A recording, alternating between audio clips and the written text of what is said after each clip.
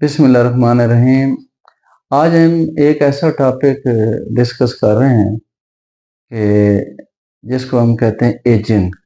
यानी जैसे जैसे हम जिंदगी में बड़े हो रहे हैं तो हर चीज़ एक एजिंग यानी एज प्रोसेस या टाइम प्रोसेस से गुजर रही है। तो अगर हम इसमें ज़िंदा रहे तो इसमें बेशुमार चेंजेस आती हैं। तो ये एजिंग जो एक कॉम्प्लेक्स चीज़ है और ये फिजियोलॉजिकल और सोशल और जो है बायोलॉजिकल हर तरह हो सकती है। तो यानी ये एक टाइम रिलेटेड ऐसी चीज़ है जिसमें फंक्शन जो नेसेसरी हैं सर्वाइवल के लिए, प्रोडक्शन के लिए, रिप्रोडक्शन के लिए ज़रूरी हैं, वो अफेक्ट होना शुरू हो जाते हैं। तो इसको हम कहते हैं एजिंग।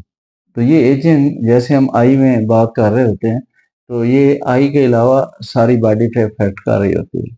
मैं कहता हूँ ये सर से लेके पाँव तक, मसलन स्किन में चेंजेस, मेंटल चेंजेस, हेयर में चेंजेस, जॉइंट्स में चेंजेस और सीवीएस यानी वास्कुलर सिस्टम में चेंजेस और इसके अलावा सारी बॉडी पे चेंजेस।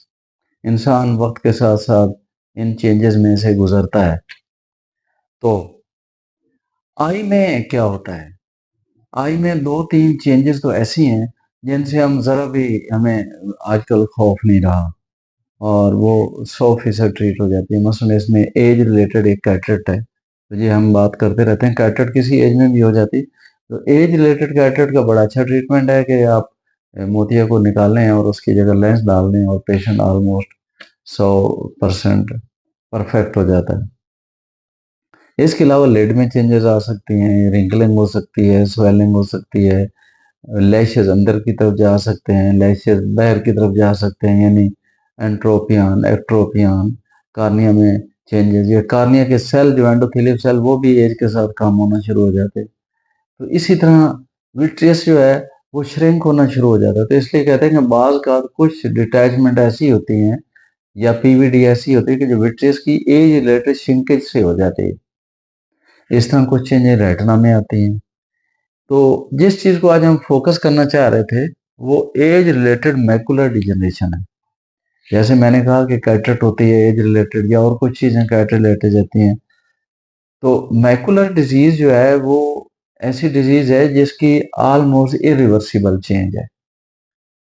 इसमें ग्लाकोमा भी है, एक डिजीज आती है जिसको हम सिंड्रोमिक कंडीशन कहते हैं कि आहिस्ता आहिस्ता नजर कम होना शुरू हो जाती है, लेकिन ये काफ़ी हद तक ट्रीटेबल है। इसका मेडिकल ट्रीटमेंट भी है, सर्जिकल ट्रीटमेंट भी है। तो एज रिलेटेड चेंजेस जो आ जाती हैं वो रेटिना की जो आखिरी लेयर आरपी उसमें ऐसी चेंजेस आ जाती हैं, ऐसी डिपॉजिट्स आ जाते हैं, ऐसी उसकी स्ट्रक्चर, उसकी हिस्टोलॉजी चेंज हो जाती है कि नज़र पे बहुत ज़्यादा इफेक्ट आ जाता है। पिछले दिनों में ये मुझे कहाँ से आइडिया आया कि इस पे वीडियो बनाई जाए। मेरे एक दोस्त हैं, सीनियर दोस्त हैं, यानी ही इज़ अबाव 70। तो उसको बड़ा अपनी ज़िंदगी में उसने बड़ी अच्छी ज़िंदगी, बहुत एक्टिव ज़िंदगी गुजारी। तो आजकल वो बड़े परेशान थे, उनको भी ये एज रिलेटेड मैकुलर डिजनरेशन हो गई है। तो उसमें बंदा बाकी टाइम तो गुजारा कर लेता है, लेकिन जब पढ़ा लिखा बंदा पढ़ने पे या स्किल्ड बंदा अपनी कोई नज़दीक की कोई चीज़ देखने लगता है तो उसको फिर वो अच्छी तरह नज़र नहीं आती, चीज़ें टेढ़ी नज़र आनी शुरू हो जाती हैं, जिसको हम मेटामॉर्फोसिया कहते हैं। उनकी शक्ल चेंज होना शुरू हो जाती है, उनका साइज चेंज होना शुरू हो जाता है। तो इस कंडीशन को हम कहते हैं ये एज रिलेटेड जो है ना चेंजेस आ गई हैं। तो इसमें एक ड्राई चेंज होती है और एक वेट चेंज होती है। तो ड्राई चेंज आम तौर पे माइक्रो न्यूट्रिएंट्स या गुड डाइट और न्यूट्रिशन से किसी हद तक वो डिले हो सकती है। इसमें मुख्तलिफ स्टडीज हुई हैं जिनके बारे में ये कहा जाता है कि वो किसी हद तक थोड़ी बहुत डिले हो जाती है और जो ड्राई टाइप, लेकिन जब ड्राई टाइप एडवांस हो जाए या इसके जो ड्रूजन हैं, हार्ड ड्रूजन होते हैं, सॉफ्ट होते हैं ड्राई में, और साइज उनका डिफरेंट होता है, यानी लेस देन 63 माइक्रोन मीटर हो सकते हैं, 63 माइक्रोन मीटर से लेके 124 या 125 माइक्रोन मीटर हो सकते हैं। इंटरमीडिएट जो लार्ज होते हैं वो मोर देन 125 माइक्रोन मीटर होते हैं। तो लार्ज ड्रूजन और कॉन्फ्लुएंट ड्रूजन जिनके मार्जिन इरेगुलर होते हैं वो उनका ज्यादा चांस होता है कि वो कन्वर्ट हो जाएं वेट टाइप में। तो वेट टाइप जो होती है वो ज़्यादा डेंजरस इसलिए भी है कि वो किसी वक्त भी ब्लीडिंग की तरफ जा सकती है और पेशेंट को फौरी तौर पे नज़र ड्रॉप होना शुरू हो जाती है। और जो ड्राई टाइप है वो स्लाइटली स्लो है। और वेट की दूसरी प्रॉब्लम ये है कि इसमें बाज़ ज़ात आपको इंजेक्शन भी लगाने पड़ते हैं, लेज़र भी लगानी पड़ती है और पेशेंट को फॉलो अप पे ज़्यादा बुलाना पड़ता है और ये काफ़ी हद तक महंगा ट्रीटमेंट भी होता है।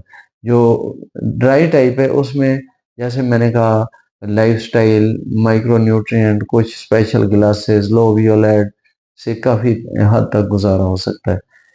तो कहने का मतलब ये था कि ये जो एज रिलेटेड फिजियोलॉजिकल और जो रिप्रोडक्टिव फंक्शन की डिक्लाइन है, जो नेसेसरी है नॉर्मल फंक्शनिंग के लिए, तो एज के साथ आ जाती हैं और इनको रोकना मुमकिन नहीं है। तो हमारे आई के हवाले से ये एक सीरियस कंडीशन है। तो जैसे मैं कम अकरास आया इन चीज़ों में, तो मैंने ये सोचा कि इसको ज़रूर डिस्कस किया जाए। तो जब भी हमारे बुज़ुर्ग मोर देन 50 इयर्स एज के लोग हैं, उनमें ये चीज़ ज़रूर सर्च करनी चाहिए और उसको थॉरली एग्ज़ामिन करना चाहिए। और पेशेंट को अमूमन पेशेंट अगर डायग्नोज़ हो जाए तो उसको एक एम्सर ग्रिड दे दें कि वो देखता रहे कि ये लाइनें टेढ़ी-मेढ़ी तो नहीं हो रही या फ़ौरन नज़र ड्रॉप तो नहीं हो रही, ताकि हम वो वेट के बारे में सोच सकें। और इसकी प्रॉपर इन्वेस्टिगेशन एफएफए और ओसीटी ज़रूर करवा लेना चाहिए कि ये जो बीमारी है ड्राई, ये वेट में तो नहीं जा रही है।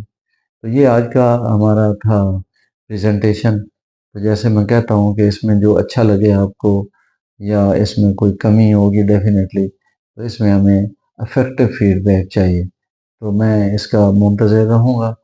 तो इसको हम आज अपने यूट्यूब चैनल जिसका नाम डॉक्टर एजाज ज़ोया के नाम से है, उस पे हम डाल देंगे। तो ये फीडबैक का इंतज़ार रहेगा। अस्सलाम वालेकुम।